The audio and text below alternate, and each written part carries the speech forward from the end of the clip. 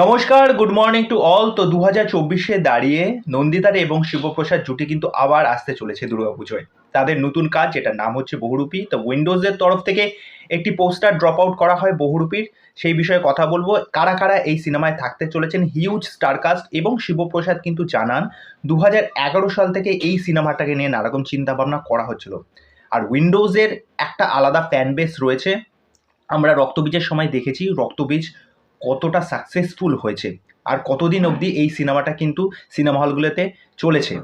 তা যাই হোক, শিবপ্রসাদ একটি আর্টিকেল সংবাদ প্রতিদিনে বেরোয়, সেখানে তিনি তার সমস্ত বিষয়টা বিস্তারিত বলেন। ছোট্ট আপডেট আপনাদেরকে পড়ে শোনাই।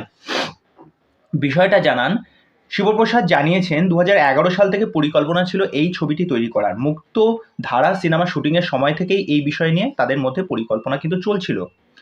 শিবপ্রসাদের কথায় ছবিটি প্রেক্ষাপট হতে চলেছে 1998 থেকে 2003-05 সালের সময় জুড়ে পশ্চিমবাংলায় যে ঘটে যাওয়া একটা তাৎপর্যপূর্ণ ঘটনার ওপর কিন্তু এই সিনেমার গল্প কিন্তু হতে চলেছে। ভীষণভাবে সত্যনির্ভর এই ছবি। এই ঘটনার সাথে যুক্ত চরিত্ররা কিন্তু এখনও বেঁচে আছেন, তারা ছবির সাথে ভীষণভাবে যুক্ত। তারা জবানবন্দিও দিয়েছেন ছবিটি করার জন্য। আরও একটি বড় ঘটনা, আমি সিনেমার সঙ্গে সঙ্গে একই বিষয় নিয়ে একটি তথ্যচিত্র রিলিজ করব, যেখানে এই ঘটনার সঙ্গে জড়িত মানুষেরাও থাকবেন।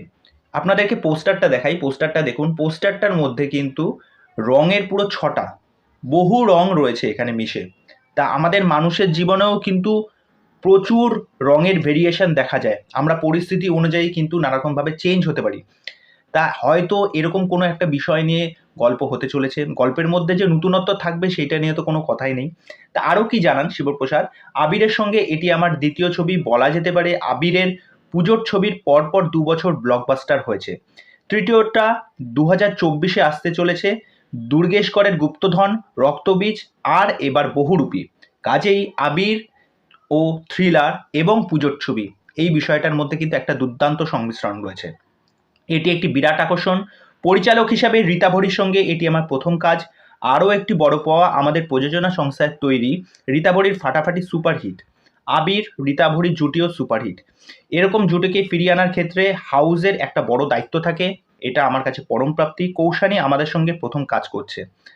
শিবপ্রসাদের কথায় আমরা খুবই সচেতনভাবে একটি সিদ্ধান্ত নিয়েছি। আমরা এমন অনেক শিল্পীর সঙ্গে কাজ করব যাদের সঙ্গে আমরা আগে কাজ করিনি, কিন্তু তাদের কাজে আমরা গুণমুগ্ধ। কৌশানীর কাজ আমাদের ভালো লাগে।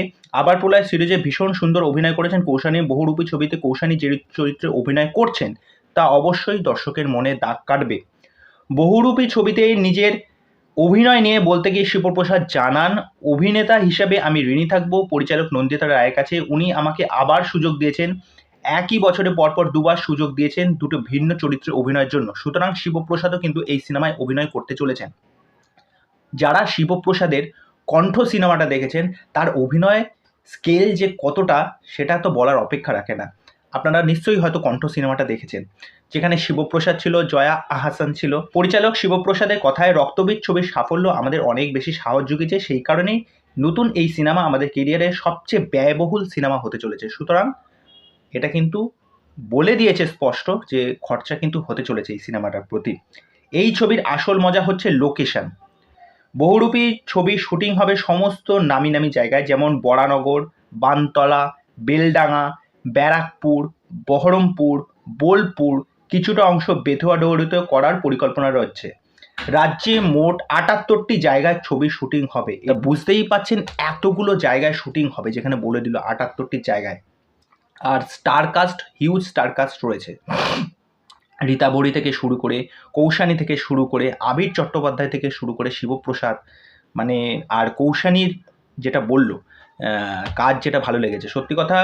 রাজ চক্রবর্তী কৌশানীকে আবার প্রলয়ে যেভাবে ইউজ করেছেন, তা আমি তো এটা যথেষ্ট আশাবাদী যে উইন্ডোজে যখন শিবপ্রসাদ এবং নন্দিতারের সংস্পর্শে কোনো কাজ আসতে চলেছে, সেখানে কৌশানীর তরফ থেকে একটা ভালো পারফরমেন্স কিন্তু বেরিয়ে আসার প্রবল সম্ভাবনা রয়েছে। কেননা কৌশানীকে দিয়ে সেরকম কাজ করানো হয় না, তার মধ্যে একটা পোটেনশিয়াল আছে যেটা রাজ চক্রবর্তী বের করতে পেরেছিলেন। আশা করি নন্দিতা এবং শিবপ্রসাদও সেটা পারবেন। তা এই ছিল এক্সক্লুসিভ আপডেট। আমার তো দুর্দান্ত লেগেছে আপডেটটা। তা দুর্গাপূজায় কিন্তু একটা ব্যাপক একটা চমক হতে চলেছে, কেননা উইন্ডোজের এরকম একটা কাজ আসতে চলেছে। আবার ওইদিকে তারপরে দ্বীপের টেক্কা, তো একটা মারমার কাট কিন্তু পরিস্থিতি হতে চলেছে। তাই এই বিষয়ে আপনাদের কি মতামত সেটা আমাকে অবশ্যই কমেন্ট করে জানাবেন। তা চলুন আজকের ভিডিও এখানেই শেষ করছি। পরবর্তী নেক্সট ভিডিও নিয়ে আবার আপনাদের সামনে উপস্থিত হব। আর চ্যানেলে এসে আমার চ্যানেলটাকে সাবস্ক্রাইব করে দেবেন। এইভাবে আমার সাথে থাকবেন, পাশে থাকবেন। ভিডিওটি ভালো লেগে থাকলে লাইক করবেন। নিজেদের মতামত জানাতে একদম পিছপা হবেন না। ভালো থাকবেন। নমস্কার।